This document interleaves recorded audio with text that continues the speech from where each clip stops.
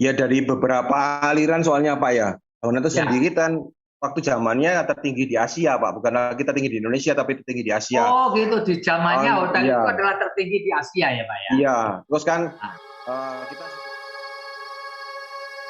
difungsikan sampai sekarang Pak.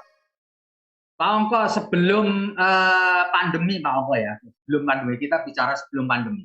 Pak Ongko bisa sebutin nggak okupansi dari hotel itu rata-rata berapa? Ya masih di kurang lebih sekitar 50% sampai 70% lah Pak. Kan kamarnya Ya, nggak banyak soalnya Pak. Iya. ya.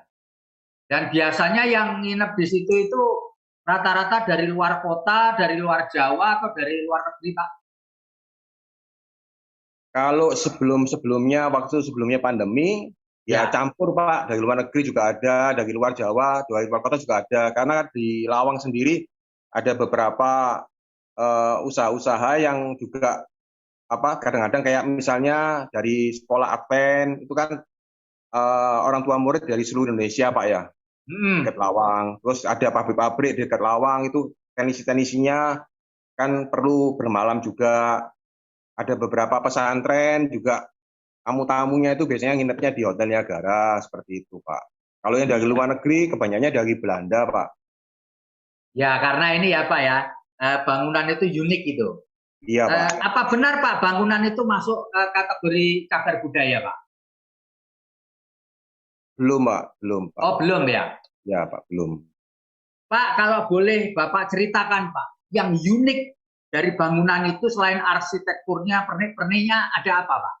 Yang unik sehingga orang yang istilahnya itu mempunyai ciri-ciri masa lalu gitu. Apa yang bisa Bapak ceritakan? Keunikan dari bangunan itu sendiri, entah interiornya maupun eksteriornya Pak. Ya dari beberapa aliran soalnya, Pak ya.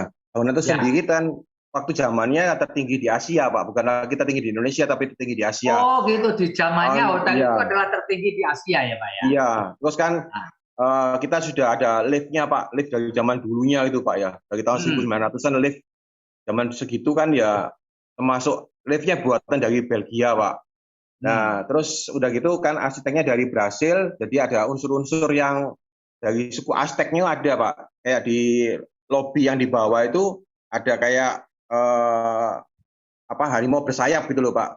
Itu kan Hmm, itu kan ciri khasnya suku Aztek. ya, Ada juga beberapa ornamen-ornamen yang dari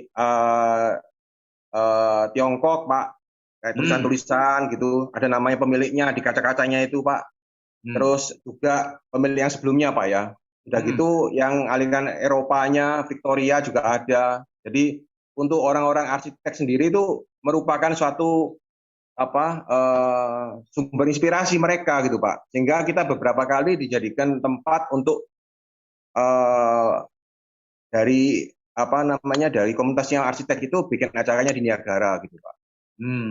Gitu ya. Pak, Bapak bisa cerita nggak Pak?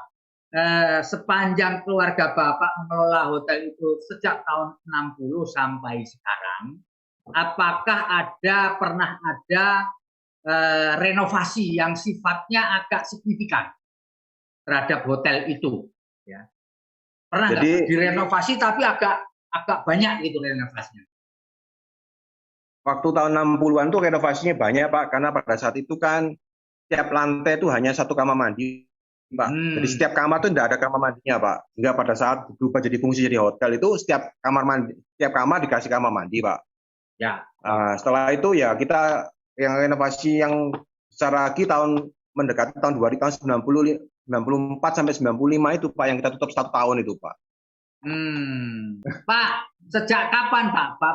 Pak Ongko Budiarto masih ingat gak? Lift yang bikinan Belgia itu tidak lagi berfungsi sejak kapan? Eh Sampai dengan 1980-an tuh masih fungsi Pak. 1980-an masih fungsi ya? Iya, setelah itu memang ada masalah di mekanisnya sehingga kita untuk keamanan kita nggak fungsikan, Pak. Oke. Tidak ada rencana untuk mengganti lift itu dengan yang baru Pak? Ada rencana Setelah itu? sebenarnya, Pak. Cuman kondisinya sementara kita pikir kalau kita buatkan lift baru, kamarnya cuma nggak banyak seperti itu kan sebenarnya nggak ekonomis gitu Pak. Dengan kamar yang ada sekarang aja kita bisa meningkatkan okupansi. Kalau memang nanti okupansinya sudah bagus ya nanti kita bikinkan lift untuk naik sampai lantai 5 Pak. Pak, kalau memelihara bangunan yang segitu gede, itu Bapak bisa cerita nggak? Konon kan hotel itu terawat, bersih gitu. Padahal gede banget gitu ya. Dengan lantai 5, kamarnya ya sebenarnya nggak sedikit amat. Tetapi kan dengan bangunan yang legendaris kayak gitu itu gimana Pak ngerawatnya Pak?